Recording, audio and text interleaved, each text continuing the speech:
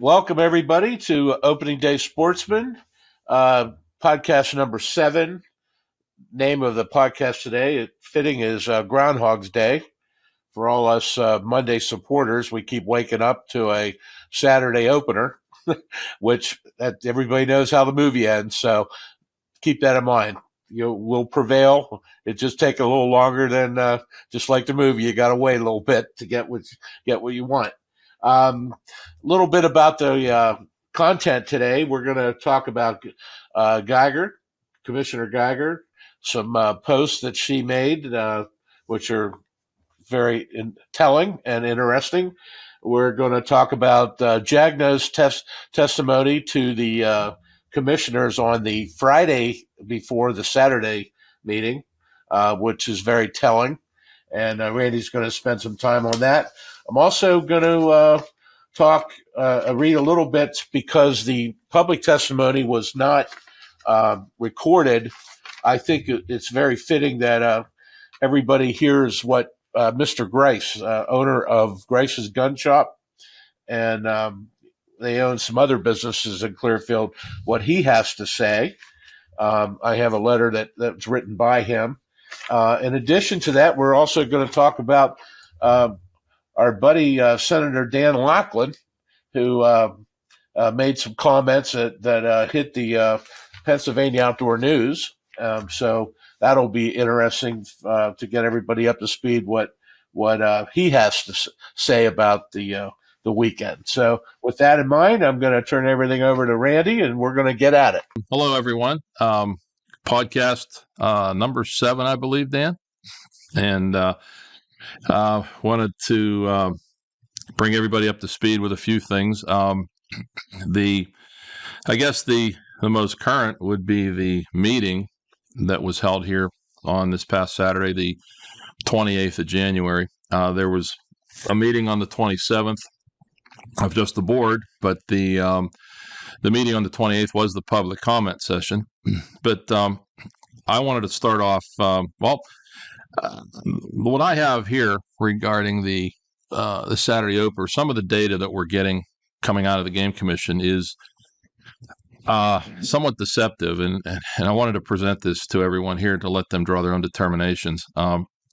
There was, through the beginning of the meeting, was a concerted effort by Corinne Jagno to present some evidence to the board, and it was all focused on making a point that everything that was happening was all based on the Saturday opener. Much of which he said was biased that way since the Saturday opener, like nothing else has happened in Pennsylvania in the last 3 or 4 years than the Saturday opener, where there were a lot of other things that happened that would have contributed to license sales. But when you say something often enough, people tend to believe it. Well, what's happened in that particular meeting on the 27th, after she presented a bunch of data, and some of it was very telling. For instance, the graphs, trend lines determined off of 3 years of data, which is inappropriate to begin with, but you would see something like this particular graph here. I'll hold it up just for the sake of everybody to see what I'm talking about. When you look at this, you would tend to believe, when you see this line coming down here and these lines coming up here, wow, look how much better this is. We would have been down here, okay? No, you can't predict this here, first of all. And I want to prove that right now with this graph. Here's a graph from 1982. If you notice, when you get 3 years decline, it increased. 3 years decline, increased. 3 years decline, increased. 3 years decline. So you can't make an assumption that because you have declining years, that the fourth or fifth or subsequent years are going to decline. License sales vary based on a number of things. And even in this one here, you would look at this and think, wow, this is really significant. Look at this. Look how much farther these lines are above this trend line. You know what this represents? This is the junior non-resident sales. You're talking about a difference from 2018, okay, here, wherever the hell I'm at here, from 2018 to 2022. You know what that represents? That represents 189 licenses. 189, whoop-de-doo. I mean, this is the kind of stuff that's being put out there to convince our commissioners that how great this and this is all put on the shoulders of the Saturday opener. Nothing else would have affected it. Archery is taken off, crossbows, all the other. Well, in that meeting, the current president that was just put in place, Geiger on the board, asked a question of Dr. Jagno. And the question was, were all of these fluctuating aspects and all these correlated to the Saturday opener or causation from? In other words, she made the comment specifically, was this from the Saturday opener? Blah. Well, Dr. Jagno leans back and she said the first year, which was 2019, that not much happened and it almost had to be, referring to the Saturday opener. Well, let me just read something to you here in 2019. 2019 could have been the most progressive year that the Game Commission ever had, with changes to seasons and bag limits. It's unbelievable. That particular year extended late archery and flintlock seasons by more than a week, created a new October 7-day muzzleloader season that included 2 Saturdays, a new 12-day statewide archery bear season, a new 3-day special firearms season including 1 Saturday for junior and senior license holders and disabled persons, extended bear season, expanded to encompass the entire first week of rifle deer season, 2 Saturdays in 12 management units, and expanded to 2 weeks, including 3 Saturdays in 4 separate units, a new September elk archery season, a new January antlerless elk season, bobcat hunting and trapping seasons expanded in Unit 4B, fisher trapping season expanded in 4A. It just goes on. Now, what did that do? Just to give you a feel for her comment that not much happened in 2019, the resident and non-resident bear licenses that year from the changes to the bear seasons increased by a whopping 27,174 bear license permits. Resident and non-resident muzzleloader licenses increased by 5,182. Resident and non-resident archery licenses increased by 6,022. New archery elk licenses, the applications, brought in 16,622 applications. Adult and junior pheasant permits, sales were up 3,551 because of additional stockings and so forth. That year, the Game Commission mailed out 45,000 postcards to hunters to bring attention to the Saturday opener.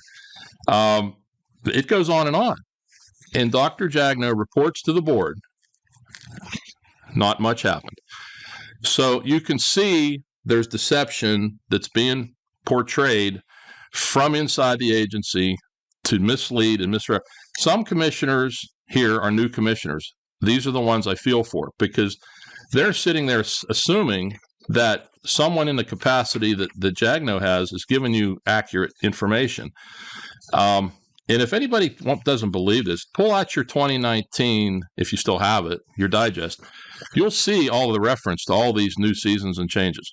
So here's a situation right here that the commissioners, some of them, the newer ones in particular, are trying to base a decision on what they're supposed to, in part, staff reports. It keeps changing. In 2019, Dr. Jagno reported out of 4 potential opening days, the majority of the college students chose Monday. She also went on to say, in conversations with the college students, they said they would miss class for a lot less reasons than the opening day deer season. That's what she stated in 2019. This year, there's a concerted effort. Well, these colleges don't give off Monday, and it just, the whole narrative flipped over to present a position that this is all happening from this Saturday opener, which is, I think anybody would understand, when you looked at all the things that happened in 2019, and I think how I worded this years back, when I testified years ago back about this, when multiple variables are introduced into a control model, it becomes difficult to claim any single variable's impact on the model. Meaning, you couldn't have made any claim in 2019 of what changed that license sales to go up, and it only went up 0.4%. It was insignificant. But the point being is to stand there and say it was all about the Saturday opener, completely, best way I could say it, it's a lie.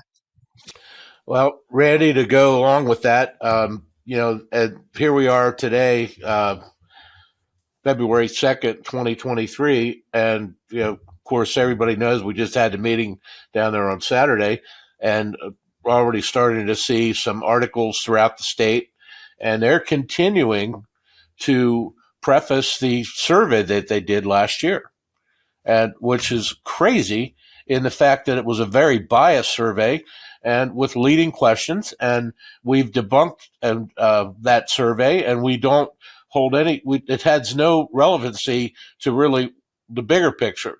The bigger picture here, folks, is that the economic damage that's been done with the retail sector of the state, which is that particular weekend happens to be the beginning of the largest retail event in the state and in the United States, for that matter.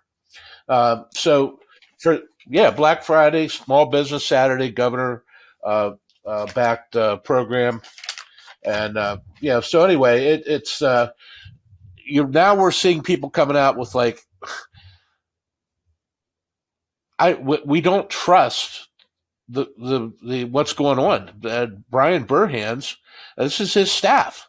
They're putting this out here, and I just, for the life of me, can't understand why they feel that this is the best way to go for the hunters in Pennsylvania and the state, when in fact it's clear that they are not. This is not something that is going to work out in their favor. It just can't. If you're have any kind of a brain, you don't move 500 some thousand hunters or people to one day to the next and not have some kind of an impact. The impact here has been ridiculous. Tom Grice's gun shop, which I'll get into those numbers. They're staggering.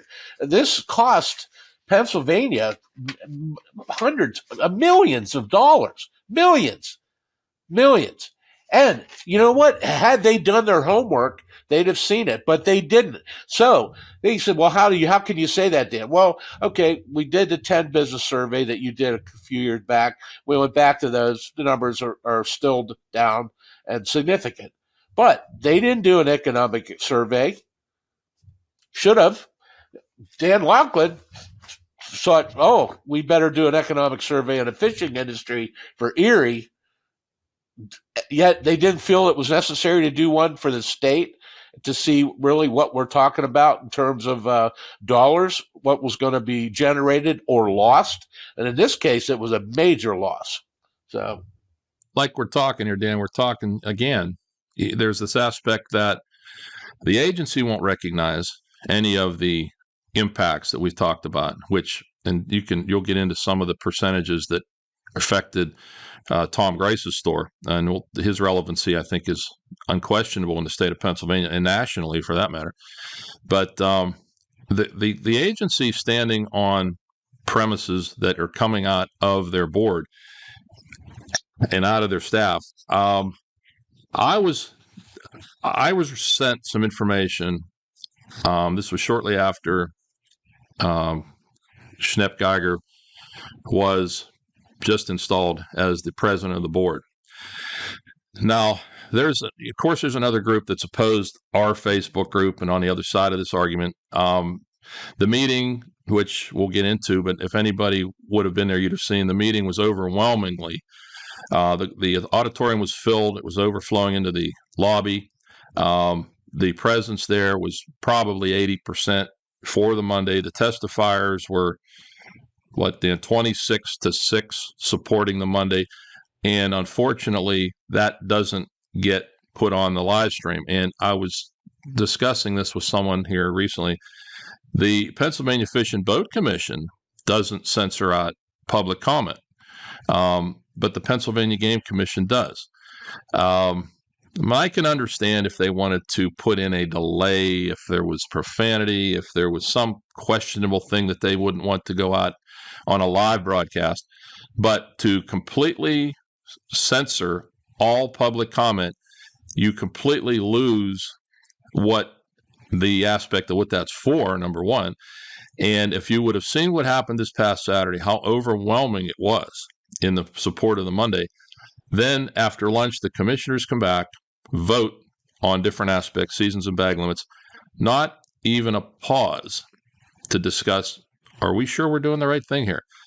After what they just saw in front of them in public comment. So a lot of hunters have felt this for many years, that the agency doesn't listen to sportsmen. I think if there was ever a classic example, you might as well throw public comment out the window. If what happened Saturday had no impact, nothing is. So, moving forward, I was concerned when I received some of this, a screenshot of now President Geiger's comments to this other group opposite of the Monday. In other words, it kind of bothered me first thought, why would a commissioner solicit and get involved on one side of the argument or the other?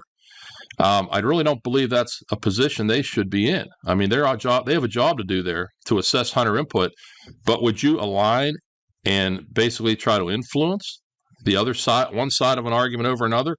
Very inappropriate. So what happened here was I was given this screenshot that was to this other group. It's right here. I mean, I don't make things up. There it is. And there was something she said, because the other group's been very caustic. She made a comment, stop it, capital letters, stop it, like she's talking to her children. Just stop it. She says again, I'm sitting here going, what is this? Well, stop questioning why people sight in their rifles in the day before deer season, right beside where they plan to hunt, and then complain about not seeing deer. Again. Yeah. Nice, professional, very professional. Now, it gets better. We look at a situation, stop pointing out the obvious. Nobody told you have to hunt on Saturday. Stop proclaiming that their traditions are not more important than your family time. This argument can go on in perpetuity. And then basically stop engaging the other side. So she's instructing the pro-Saturday people on how to conduct themselves because they didn't know how to do it in the first place. So here we go. Appropriate for a commissioner to do this? Well, it gets better. The president, too. Now, president of the board. Focus on talking points. Make sure your behavior reflects. And this goes on to, there's a statement in here that I thought, right on this first page, stop calling camp owners drunks. Some are, some aren't. Yeah. Okay. That's our leadership. The same crap we heard out of Commissioner Foradora in 2019 that guys want to go to their camp Saturday to sit around and party. Now, somebody testified at the meeting, Dan, Saturday, a gentleman, a hunter. He looked right at the crowd and basically to the people on the other side who continue to call camp owners boozers, and don't tell me I'm a boozer. He looked right at them. This is so inappropriate. This is so juvenile, but look where it's coming from. Well, this continued, and it went on to basically see Commissioner Geiger try to influence the people that were involved here. Like, you don't literally know what to do with yourself because you've enjoyed the banter so much, but you're finally realizing you're spinning your wheels, wasting your time, and you're looking for a worthwhile cause to throw all that energy behind. Talk to me. In addition to serving the president of the board of the commissioners, which is a volunteer gig, by the way, I also work, in capital letters, for a great association called the National Deer Association. A seated commissioner on the Pennsylvania Game Commission using her position to influence another group, people to come into a group of which she is paid as a director. I'm wondering where this is going to go. It continued on down to engage. I have some exciting, engaging opportunities hot off the press, including a chance to win a guided Sika deer hunt in Maryland. Pennsylvania Game Commissioner. I need people willing to take it to high ground, willing to portray hunting in a positive manner, and willing to compete for that top prize of a 3-day Sika hunt. Oh, and I'm throwing in a new bow. I have to tell you, when did it happen that we were the anti-hunters? Our group, our coalition, we're all passionate about it. They it comes down to simple economics. They had something that was set in place that worked for over 60 years. They made a mistake and they ruined it. They changed it, and it cost millions and millions of dollars. That is the next step that's going to get this thing turned around. When people start looking at like what took place here and who was involved in it, there's heads are going to roll. Heads, and people should lose their jobs over this. Dan, and when I started off with the meeting from Friday, where this particular commissioner asked Corangagno about, I for a second there thought, well, maybe there is somebody wants to look at this objectively. Is this causal or, and the Jagno's answer came back so out in left field from the truth. I thought, was this actually staged? I mean, you could not know that 2019 was one of the most progressive years in Pennsylvania Game Commission history in changes. And you see this situation here where a seated commissioner now is working on a board, on a paid position as a director on another organization. I don't care if they're related to Deere. I don't care because as a board member, as a commissioner, you vote on game commission budgets. You're involved in discretionary, the spending aspects that come out of the agency, but yet you're steering hunters over to this group. I looked further into this and I pulled up some of the stuff off of that website, which shows, Commissioner Geiger, on that group. And I started looking around, and what even surprised me maybe a little bit more, and I'm not sure that this is interesting, is whose picture is that? Yeah, hold that up there long. And he has a role in this. He has a role in this. The executive director of the Pennsylvania Game Commission serves on a board of a National Deer Association. And you say, well, what's that matter? Well, the Game Commission is involved in funding of different.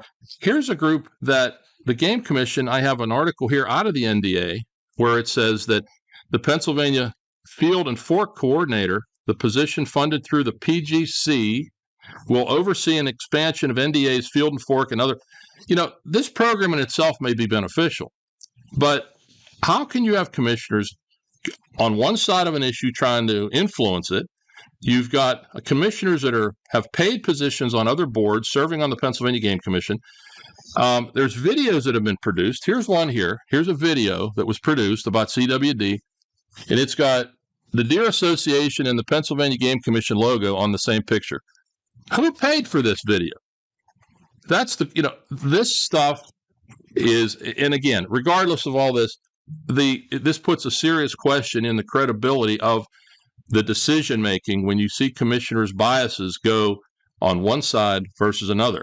Instead of, like Dan and I witnessed on Saturday, couldn't have been any clearer what was the position of that meeting, Dan. Would you agree? Oh, 100%.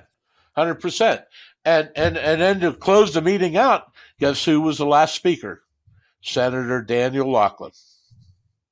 And I think this weekend opener right after Thanksgiving for Saturday is rapidly becoming the most popular hunting weekend in Pennsylvania. That was his statement. Right there it is. Lord. Good Lord. And good Lord. I mean, it was always it was a Super Bowl, for God's sake. Enlighten him. Maybe because his camp's in New York, he never realized that. I mean, it's unbelievable. The comments that are being made, the deception that's being put out there to the hunters, making comments like we had an increase in hunters from the 18 to 34-year-old group or something. Could be. Just as we saw increase in hunters in 2019 that you can't pin down why. How can you sit there and say, since the Saturday opener, that was almost Jagno's comment between every point, since the Saturday opener, since this, well, let's be realistic, everyone. Look what's happened in the last several years regarding the use of crossbows, these extended seasons that they've all changed now, bear, all these extended have made an influence on hunters. To sit there and pull one thing out of the hat and say that's the reason for Saturday. The Saturday opener was the reason Saturday for, baloney. Hi, I wanted to add something here into the video, the previous podcast that was left out. We were talking about the 18 to 34-year-olds. I wanted to point out how that was cherry picked again as something that was up so minor it was almost, again, in the big picture, insignificant. General license sales since 2018 have dropped by 18,253. The general sales total has dropped since last year, 2021, 20,731. Reason that number is a little bigger is because we had a bump in 20 because of COVID. Resident adult licenses have dropped since 2018 by 32,589 licenses. Since 2021, they've dropped 20,846. Resident junior licenses from 2018 have dropped 9,226. And as of last year, from 2021 to current, they're down 3,046 licenses. So, as you see, since 2018, which was the year before the Saturday opener, we've seen a significant decline in general sales, resident adult category, and resident junior license sales categories. And once again, what is shown and what is picked out to be put forth by Corin Jagno to the Board of Commissioners was this 18 to 34-year-old. And again, I would like to see how many. I would doubt if it's more than 1,000 or 2 licenses at tops, maybe less than that. But just needed to get this in there. Sorry we had to put this excerpt in here to clarify that. But thanks again. Right, and there in itself is the lack of confidence that many hunters and many people have with the game commission. You just you take what they say with a grain of salt, and I'm not one that for oversight, but boy, I'll tell you, this is they don't have oversight. What they do can be very damaging, for the state of Pennsylvania. This isn't about hunting. This isn't about hunting anymore, folks. This is about an agency that's making rules as they go along, and they're not doing their homework. And they all seem to be working on for one goal, and we don't know whose goal is it. Is it the hunters that they serve? This is the service industry, right? We're in the tourist business. We bring in tourism dollars with hunting. They're controlled by that. Well, hunting is tourism. And I sent a letter to Senator Rothman. You have intrastate and interstate tourism. Of course, interstate tourism is obviously tourism, people coming in from out of state, but intrastate, the people that travel in amongst Pennsylvania, all of us hunters, have an enormous impact. Well, for those that don't understand, when you had that weekend structure, that Friday, Saturday, Sunday, you had that time to finalize Thanksgiving, to travel, to stop in with your fellow hunters that patronize these businesses throughout those 3 days, Black Friday, Small Business Saturday. When they changed this to the Saturday, it is now a mad ass rush to get Thanksgiving buttoned up if you can and try to go to where you have to go, do what you have to do. It has just changed the entire. I can't tell you how many people I spoke to a gentleman. I agree with you. I agree with you so It's much. ruined it. I will say this. I think that all the good things they did were canceled out by the fact that it's now on Saturday. That had they done all those changes to bag limits and seasons and all the extended seasons and everything, and left it on Monday, they would be in a position of showing dramatic increases, much more than where they're at now. Well, you look at our positions and things that we bring forward.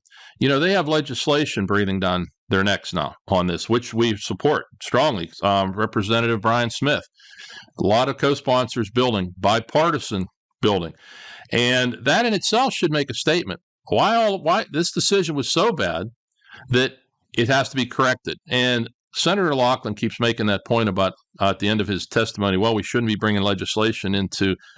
Are you kidding me? I think there's going to be some people out there talking about this.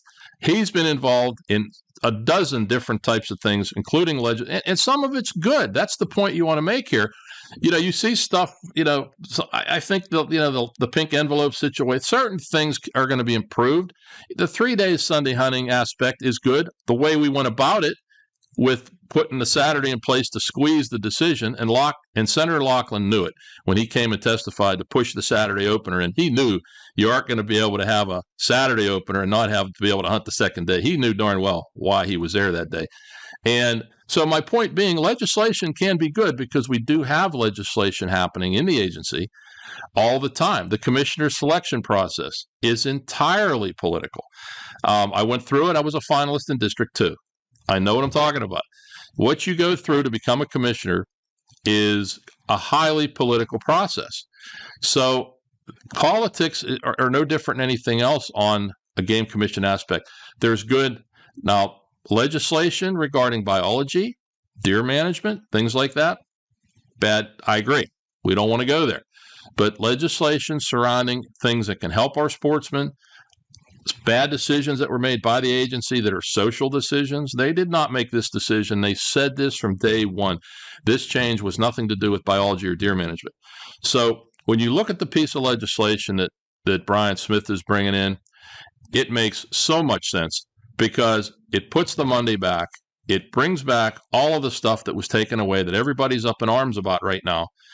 And it brings in some Sundays to create the same amount of weekend days. For those of you that don't understand how that legislation is going to work, right now we have Saturday, Sunday, Saturday, Saturday, right now in buck season, in our rifle deer season.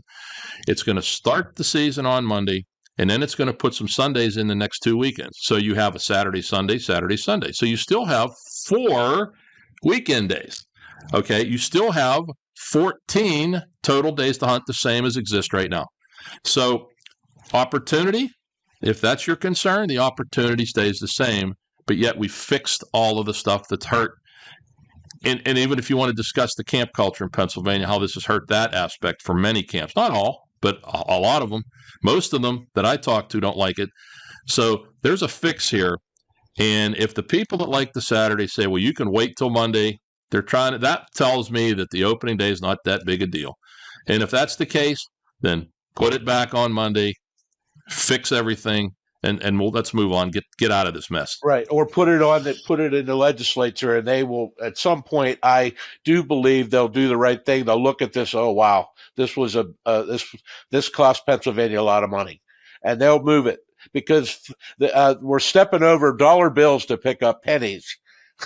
when you're talking about days like this, you don't move over 500,000 hunters and not have some effect. Well, I don't know if you heard, Dan, on Senator Laughlin's testimony. He also said, well, I'm open for, what about the Saturday before?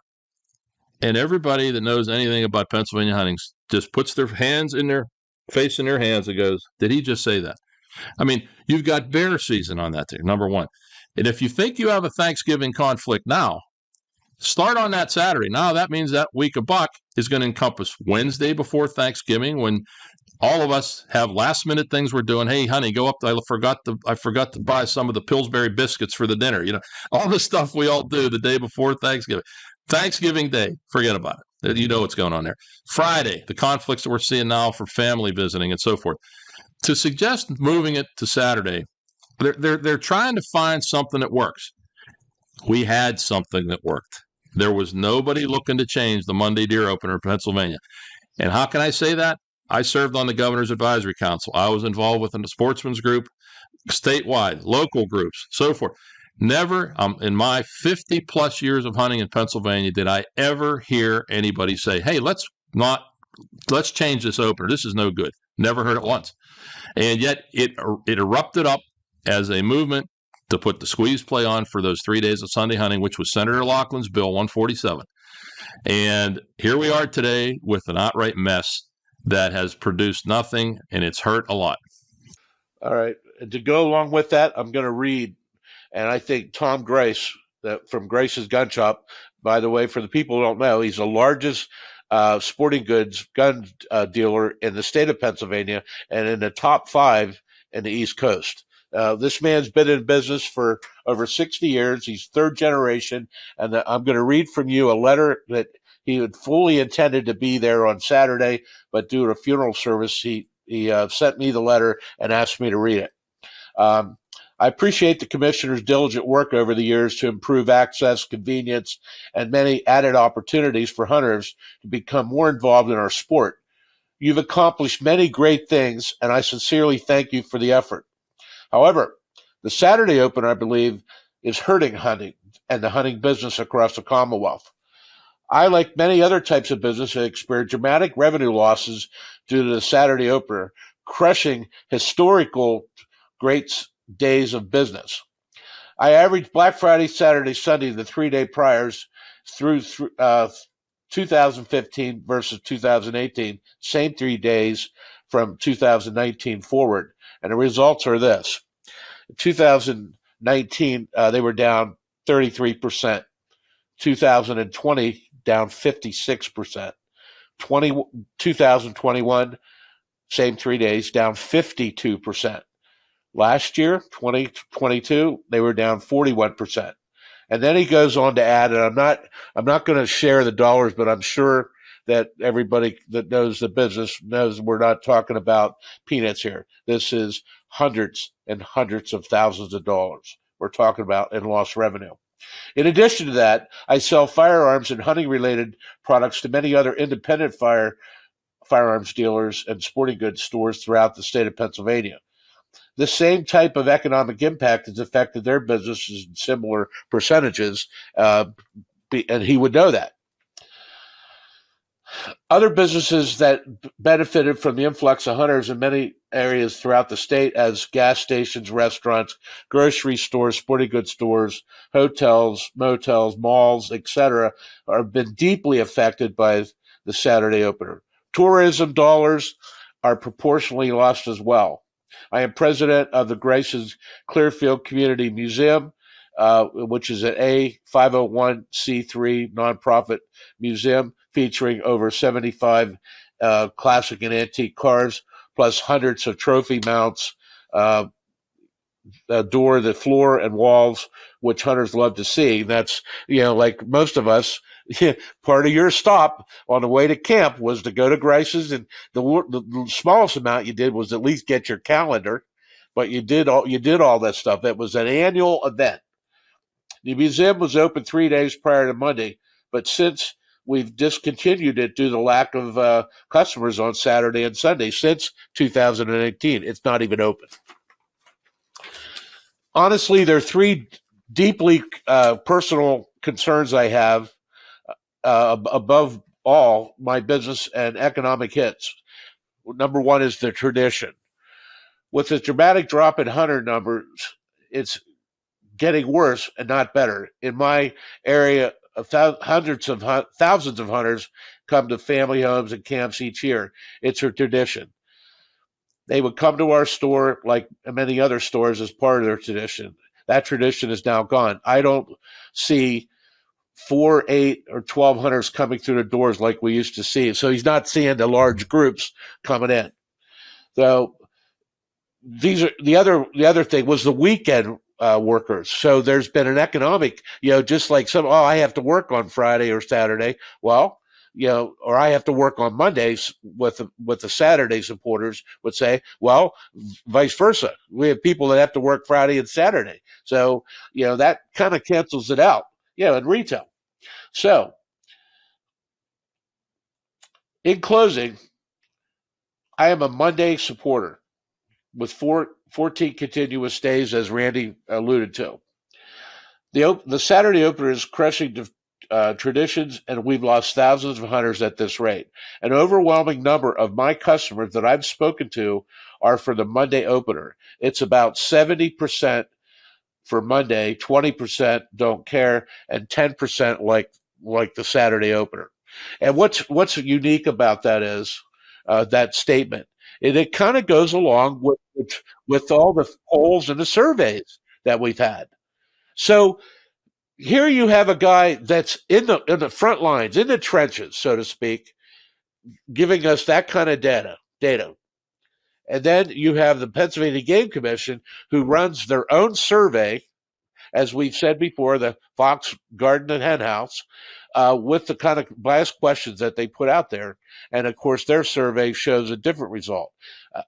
A different result from how many people showed up on Saturday that supported Monday versus the Saturday was what, Randy? 24 people there were 41 people that spoke. 9 of them spoke on non-related issues.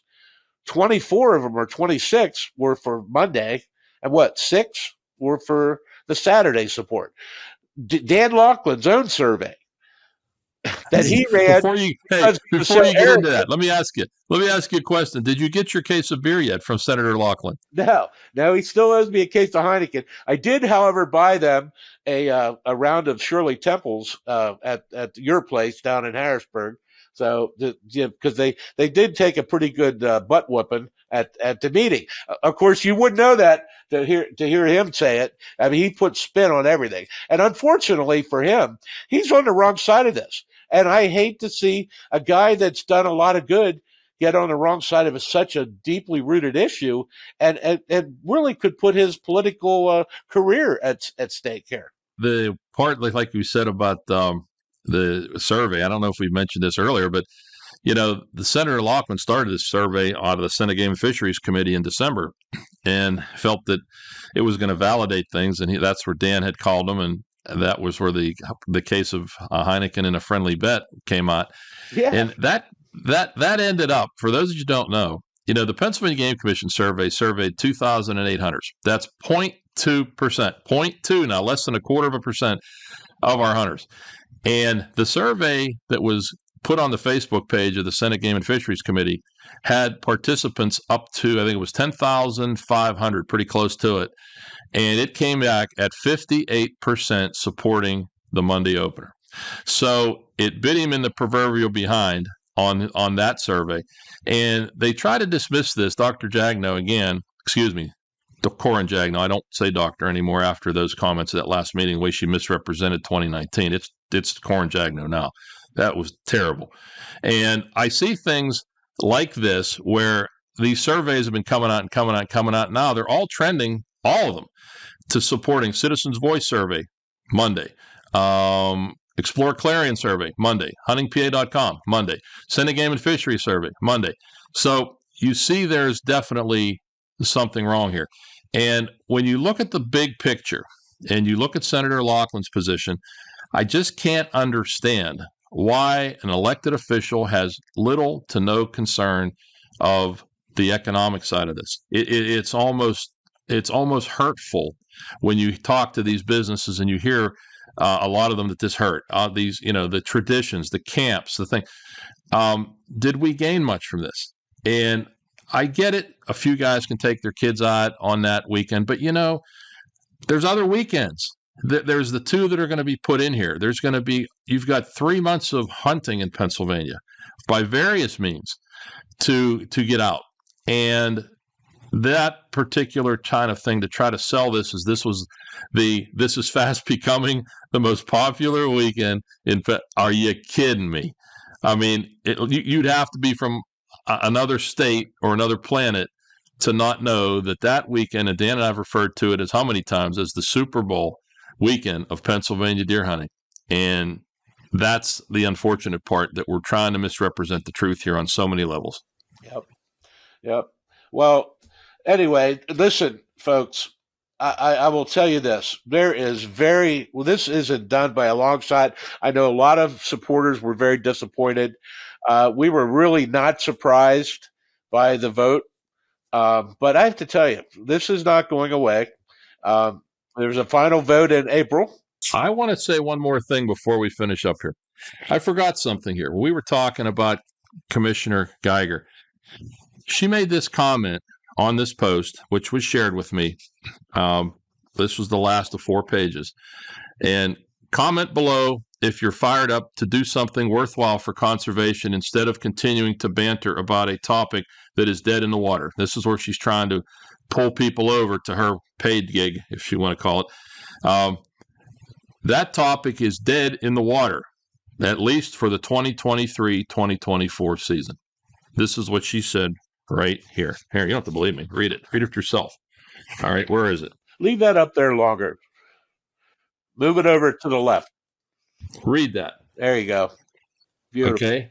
Yep. So now, not only is she coercing and trying to sway people to a position, she's already usurped Title 34 procedure of the meeting process. We still have another meeting coming up in April. There's still public comment that's supposed to be before that meeting, but your president of your board now says this is dead in the water for the 2023-2024 season.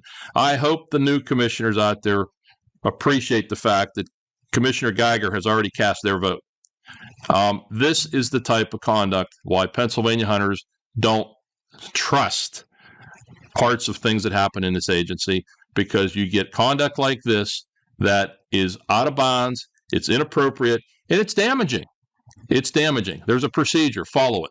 Don't put your, personal opinion, Dan. This is what got us in this problem in 2019. Personal opinion of a few commissioners, and it's continuing now. Personal opinion is going to guide this thing so that they don't have, they're dug in like a Texas tick, to coin your phrase. And it's unfortunate, and I hope this legislation moves fast. Randy, with that, I think we covered everything today. And stay tuned. Follow us on our Facebook page, which is what is it, Randy? Hunters against the Saturday, Pennsylvania Hunters against the Saturday Deer Opener. Yeah, that's our Facebook group, and hope to, and again, that is something just to organize people. The difference there, like I said, yeah, they're making a big thing. They're 1,000 or 1,200 people ahead of us. In the big picture, out of 870,000 hunters, the difference of 1,000 hunters either way on a Facebook page doesn't mean much. We're using our group to reach out to people. We're doing it nicely. We don't have to be chastised, or should I say, scolded by a commissioner to stop it because our conduct's out of line. That's what you're getting into. When you get into this Monday group and come on our Facebook group, you're going to be with a bunch of people that conduct themselves like sportsmen and sportswomen. But thank you, everyone. A little fired up today, but I'm sorry about that. But it's a passionate item. So Bye. Thank you. We'll talk to you again. Take care.